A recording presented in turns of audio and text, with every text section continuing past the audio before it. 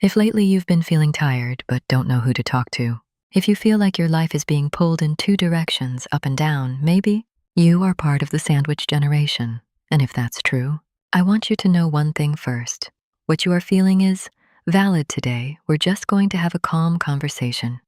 No preaching, no pressure to always be strong, just a small space for you to feel understood. The sandwich generation refers to those who are in the middle on one side. You have parents who are getting older, who need attention and support on the other side. You might have children, a partner, or even siblings who still depend on you, and in the middle of it all, there is you, the one who is often overlooked, honestly. Being part of the sandwich generation is not easy. Sometimes you find yourself thinking, is my salary this month enough for my parents' needs? And my own family. Sometimes you have to delay your personal desires, traveling, buying something you like, even just resting, because there is always something more important than yourself. And even heavier than that, there is a constant feeling of guilt when you focus on your own family. You feel like you are not doing enough for your parents when you focus on your parents. You feel like you are not doing enough for your partner or children, and when you try to focus on yourself, you feel selfish when in reality, you are only human. If you have ever felt tired, that is normal. If you have ever felt like giving up, that is human. If you have ever cried in silence because you felt alone, that is also valid. You are not weak. You are not ungrateful.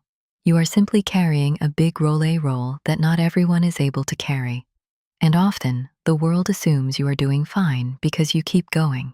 You keep holding on. You keep smiling even though inside, you might be overwhelmed. There is something that is rarely talked about.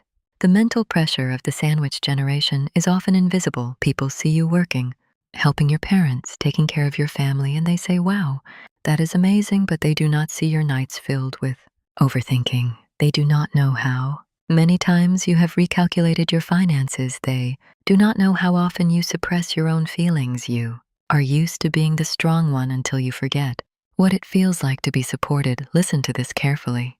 You matter too, not just as a child, not just as a parent, not just as a partner, but as yourself. Your mental health matters. Your happiness matters. Your rest matters.